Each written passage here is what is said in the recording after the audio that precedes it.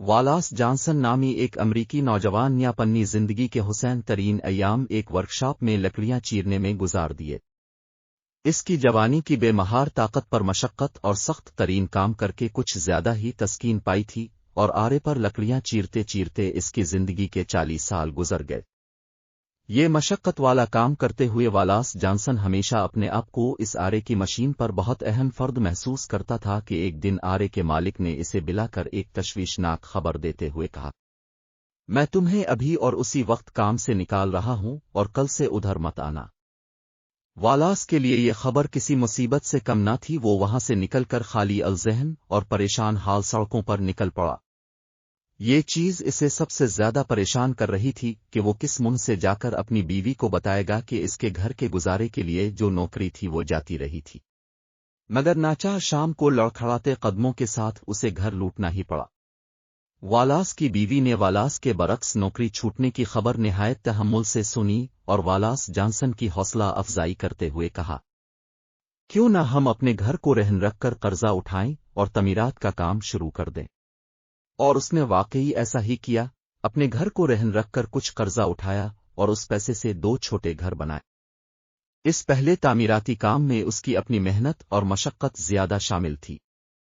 یہ 2 گھر اچھے پیسوں میں فروخت ہوئے تو اس کا حوصلہ اور بڑھ گیا، اور پھر تو چھوٹے گھروں کے پروجیکٹ اس کی پہچان بن گئے، اور اپنی محنت اور قسمت کے بل بوتے پر صرف 5 سال کے مختصر عرصے میں ہی والاس ایک مشہور کروڑ پتی والاس جانسن بن چکا تھا، جس نے دنیا کے مشہور ترین ہوٹلوں کے سلسلے ہالی ڈے ان کی بنیاد رکھی۔ اس کے بعد تو یہ سلسلہ بڑھتا ہی گیا اور ہالی ڈے ان ہوٹل دنیا کے کونے کونے میں چھا گئے۔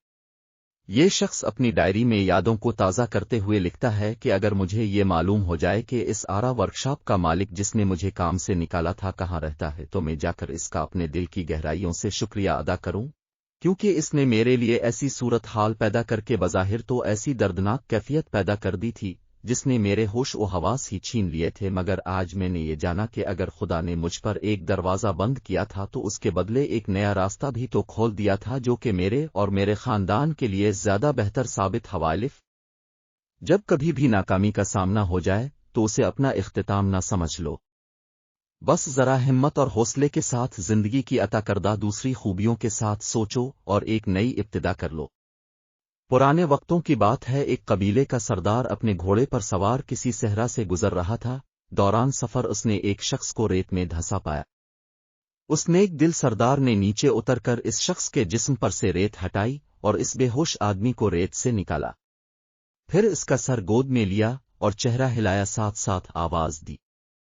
اتنے میں اس بے ہوش انسان نے اپنی آنکھیں تھوڑی تھوڑی کھولی تو سردار نے اللہ کا شکر ادا کرتے ہوئے اس کے کان میں کہا، ارے آپ اس تپتے صحرا میں زندہ ہیں؟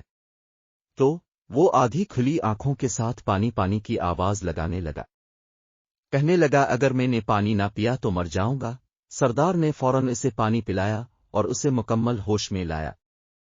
اس شخص نے خوب سیر ہے کر پانی پیا اور سردار کا شکریہ ادا کرتے ہوئے بولا، اے رحم دل انسان، آپ کی بدولت مجھے زندگی ملی ہے، میرا تو یہ علاقہ بھی نہیں اور میرا گھوڑا شاید کہیں بھاگ گیا ہے، کیا آپ ایک احسان اور کر دیں گے؟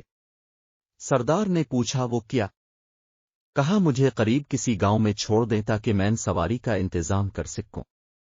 سردار نے حامی بھری اور سردار گھوڑے پر سوار ہے کر اس اجنبی سے کہنے لگا، آ جاؤ میرے پیچھے بیٹھ جاؤ۔ وہ شخص بمشکل زمین سے اٹھا اور اٹھ کر 2-3 بار گھوڑے پر سوار ہونے کی کوشش کی، مگر ہر بار جسمانی کمزوری کے باعث گر جاتا۔ پھر سردار سے کہا، اس سنگدل صحرا نے میرے جسم کی ساری طاقت نچوڑ لی ہے، برا کرم کیا ایسا ہو سکتا ہے کہ آپ اتری اور گھوڑے پر سوار ہونے میں میری مدد کریں۔ سردار بخوشی اتر کر اس اجنبی کو گھوڑے پر بٹھانے میں مدد کرنے لگا۔ اجنبی جیسے ہی گھوڑے پر سوار ہوا، اس نے ایک زوردار لات سردار کے پیٹ میں رسید کی اور گھوڑے کو الفال لگا کر بھگا لے گیا۔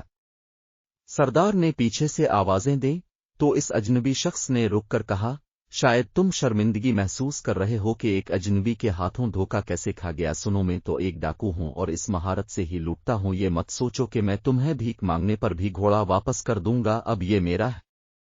سردار نے جواب دیا کہ میں ایک قبیلے کا سردار ہوں اور بھیک مانگنا ارحم کی درخواست کرنا ایک سردار کی شان کے خلاف ہوتا ہے۔ میں تم سے کہنا چاہتا ہوں کہ بات میری شرمندگی کی نہیں ہے، بلکہ جب تم کسی منڈی میں اس گھوڑے کو فروخت کرنے جاؤ گے، تواس نایاب نسل کے گھوڑے کے متعلق لوگ ضرور پوچھیں گے، تو انہیں میرا بتانا کہ فلاں قبیلے کے فلاں سردار نے مجھے تحفتنا دیا تھا۔ کسی بھی محفل میں صحرا میں لاچار اور بے یارو مددگار شخص کا روپ دھار کر مدد حاصل کرنے کے بہانے لوٹنے کا قصہ مت سنانا، ورنہ لوگ بے رحم صحراؤں میں مدد کے طلبگار اجنبیوں پر بھروسہ کرنا چھوڑ دیں گے۔ انسان کمزور اور ضعیف ہے، ایک چور بھی انسان ہے، اور ایک عابد بھی انسان ہے، ایک بادشاہ بھی انسان ہے، اور ایک گداگر بھی، اور ایک فقیر بھی انسان ہے۔ اللہ پاک ہمیں اچھا اور نیک مسلمان بنائے، آمین۔